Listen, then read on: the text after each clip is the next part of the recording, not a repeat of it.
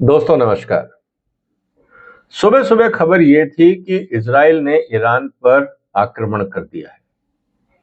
निश्चित रूप से हेडलाइन बनना ही था, लेकिन जैसे जैसे और डिटेल सामने आ रही हैं वैसे वैसे स्थिति और ही ज्यादा हास्यास्पद होती जा रही है। आपको लगेगा कि सीरियस मुद्दे पर मैं हंसने की बात क्यों कर रहा हूं। दोस्तों आपने एक कहावत सुनी होगी, खोदा पहाड़ निकली चुईया। आज हम इस पूरे घटनाक्रम का डिटेल में विश्लेषण करेंगे, इसलिए इस वीडियो को आप पूरा देखिएगा कि जो मैं आपके सामने एविडेंस रख रहा हूं वो आपको कैसे लगते हैं। और फिर इस वीडियो को आप शेयर भी करिएगा विद कमेंट्स कि आपको क्या लगता है। और अगर चैनल सब्सक्राइब नहीं किया गया है तो आप वो भी कर सकते हैं। दोस्तों, स्थिति ये है कि थोड़े समय पहले ईरान ने इजराइल पर मिसाइलों से आक्रमण किया। कारण बहुत सिंपल था कि ईरान के जो दोस्त थे हिजबुल्लाह के सर्वे सर्वा, उनको जब इजराइल ने मार दिया तो रिएक्शन स्वाभाविक था, एक्सपेक्टेड था।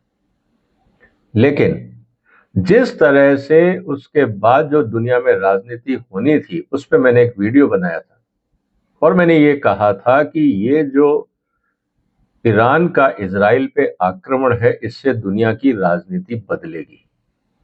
और आज जो इजराइल ने वापस ईरान पे आक्रमण किया है इसको आप क्लियरली उस एविडेंस के रूप में देख सकते हैं। मैं इसलिए कह रहा हूं कि जो मैं आपके सामने आंकड़े रख रहा हूं आप उनको जरा ध्यान से समझिएगा।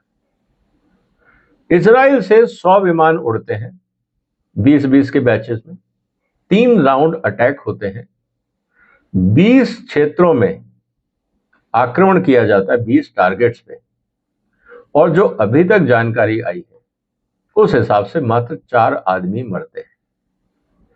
अब मुझे ये बताइए दोस्तों कि अगर ये 20 संस्थान या जो टारगेट थे वो इतने इंपॉर्टेंट थे तो वहां एक भी आदमी नहीं था। भाई अगर 20 टारगेट थे, अगर वहां एक एक आदमी भी मरता तो कम से कम 20 की तो गिनती हो ही सकती थी। खैर, हो सकता है कि एक एक टारगेट में एक एक आदमी हो तो 4, बाकी 16 में क्या था? क्या वो खाली जमीनें थी या बंद फैक्ट्रियां थी? अगर वो मिलिट्री स्टेब्लिशमेंट नहीं थे और इस समय जिस तरह से टेंशन है, क्या वहां पे सिक्योरिटी गार्ड भी नहीं थे? वहां पे कोई भी नहीं था कि जब अटैक हुआ तो किसी को कुछ हुआ ही नहीं, सिर्फ पूरे 20 अटैक में 4 आदमी मरे। क्या आपको हास्यास्पद नहीं लगता है? अब जस्टिफिकेशन इसका देखिए क्या है। जस्टिफिकेशन ये है कि साहब हमने एक्सक्लूसिवली प्रिसीजन अटैक से सिर्फ मिलिट्री टारगेट उड़ाए हैं। मिलिट्री टारगेट में क्या है? मिलिट्री टारगेट में आपका है फ्यूल मिक्सिंग एरिया। दोस्तों, फ्यूल मिक्सिंग एरिया आप $1 मिलियन में लगा सकते हैं। यह सबसे लोएस्ट टेक्नोलॉजी है पूरे सिस्टम में। मतलब वहां पे मिक्सर होंगे, 2 तरह के फ्यूल आते हैं, उनको ब्लेंड करके तीसरे टैंक में डाल के पंप से मिसाइल में भर दिया जाता है। अगर ज्यादा से ज्यादा सॉलिड फ्यूल होगा तो क्रायोजेनिक सिस्टम होगा, मतलब कंप्रेसर्स लगे होंगे, डीप फ्रीजर टाइप जिसको आप बोल सकते हैं। क्या कॉस्ट है इन सबकी? ये कोई न्यूक्लियर रिएक्टर नहीं है, याद रखिएगा। ये नॉर्मल सिस्टम्स हैं। ऐसी फैक्ट्रियां बहुत होती हैं, हर देश में होती हैं। चाहे आप उसमें ऑयल मिक्स करो, फ्यूल मिक्स करो, सेफ्टी प्रिकॉशन लेके आप वो फैक्ट्रियां लगा सकते हैं। कोई महंगी चीज नहीं। तो इजराइल ने 100 विमान उड़ाए, 20 टारगेट पे हमला किया, उसमें जो नाम अभी आ रहा है वो है फ्यूल मिक्सिंग टेक्नोलॉजी। बाकी तो कौन से टारगेट थे वो डिटेल आने वाले दिनों में हमें मिलेगी। लेकिन चिंता की बात यह है कि आफ्टर ऑल इजराइल के हाथ किसने बांधे? ऐसा नहीं है कि इजराइल की इंटेलिजेंस एजेंसी को पता नहीं है कि कहां कहां वाइटल इंस्टॉलेशन है और किन पे आक्रमण करना चाहिए। इजराइल को नहीं करने दिया गया। कारण बहुत सिंपल है दोस्तों। ये फिक्स्ड मैच खेला क्यों गया? क्योंकि ईरान ने अटैक किया था तो आपको यह बताना था कि देखिए इजराइल कमजोर नहीं है, इजराइल की जनता का मोराल बूस्ट करना था, डिफेंस फोर्सेस का मोराल बूस्ट करना था, तो रिटेलिएशन तो होना ही था। इसमें कोई संदेह नहीं था कि इजराइल अटैक करेगा। लेकिन अगर मान लीजिए इजराइल अटैक करता ईरान की ऑयल रिफाइनरीज पे तो क्या होने वाला था? पूरी दुनिया में तेल सप्लाई पे इम्पैक्ट आता, क्योंकि ईरान कम से कम 10-1% ग्लोबल सप्लाई का हिस्सेदार है। बदले में ईरान क्या करता है? बदले में ईरान आसपास जितनी रिफाइनरीज हैं, चाहे वो सऊदी अरेबिया में है, यूएई में है, कुवैत में है, ओमान में है, बाकी जगह पे, उन सबको निशाना बना सकता था। उस स्थिति में जो यूरोप ऑलरेडी रशिया से परेशान हो चुका है, क्योंकि जिस तरह से फ्यूल के प्राइसेस बढ़े हैं, उन्होंने जोश जोश में रशिया से तेल लेना तो बंद कर दिया, लेकिन रशिया का कोई खास बिगाड़ नहीं पाए। दूसरी तरफ अगर मिडिल ईस्ट में भी ये स्थिति होती तो यूरोपियन इकोनॉमी कोलैप्स हो जाती, वहां पे अनरेस्ट हो जाता, और सारी डेमोक्रेसीज है तो आपको पता है उसका इम्प्लीकेशन क्या होता। इस पूरे झगड़े में एकमात्र देश को फायदा होता, वो अमेरिका। उसके हथियार बिकते, उसका तेल बिकता, और जब अंतरराष्ट्रीय बाजार में क्रूड का रेट बढ़ जाता तो प्रॉफिट अमेरिका का बढ़ता और किसी का नहीं बढ़ता। इंडिया परेशान होता, चाइना परेशान होता, यूरोप परेशान होता, क्योंकि हम सब आयात करते हैं। लेकिन अमेरिका है जो सेल्फ सफिशिएंट है और जो एक्सपोर्ट करता है, सिर्फ उसका नुकसान होता है। और दूसरा देश था रशिया, जिसपे सैंक्शन लगा दिए गए। तो पहली स्थिति तो ये थी। तो इसीलिए ऑयल इंस्टॉलेशन पे अटैक बहुत रिस्की था पूरी दुनिया की इकोनॉमी के लिए। इसलिए यूरोपियन यूनियन और मिडिल ईस्ट के देशों ने साफ कह दिया होगा अमेरिका को कि हम इस एडवेंचर में आपका साथ देने वाले नहीं, क्योंकि नुकसान हमारा ही है, आपका कुछ नहीं जाने वाला। दूसरी स्थिति है न्यूक्लियर फैसिलिटीज की। थोड़े दिन पहले आपने खबर सुनी होगी कि करीब 3.5 रिक्टर स्केल पे एक पैमाने पे आया कि एक धमाका हुआ है ईरान में। बहुत सारे लोगों का ये कयास है कि शायद वो न्यूक्लियर टेस्ट था। अब था या नहीं, अभी तक सीक्रेट है। लेकिन स्थिति यह है कि अगर न्यूक्लियर सिस्टम पे अगर इजराइल अटैक करता है ईरान के, तो इजराइल रिटेलिएशन में, जो इजराइल के विदेश मंत्री ने कहा है, जो उन्होंने एक शब्द का इस्तेमाल किया है जो मैं आपको पढ़ के बताता हूं, उन्होंने कहा है नो लिमिट्स। हम अगर जवाब देंगे तो नो लिमिट्स, फिर हम आपकी रिफाइनरी तोड़े या आपके ऊपर परमाणु बम का इस्तेमाल करें, फिर आप हमें रोक नहीं सकते। इसका मतलब घटना बहुत गंभीर हो जाती, पूरी दुनिया में उसका असर होता। और दूसरी तरफ जिस तरह से ताइवान के ऊपर चाइना एग्रेसिव हो रहा है, दूसरी तरफ नॉर्थ कोरिया, साउथ कोरिया और जापानीज सी के अंदर एग्रेसिव हो रहा है। रशिया और नॉर्थ कोरिया के बीच में समझौता हुआ है, इसी तरह से यूक्रेन वॉर के ऊपर रोज पासा पलट रहा है, कभी दाएं कभी बाएं, और फिर ये इजराइल का इशू।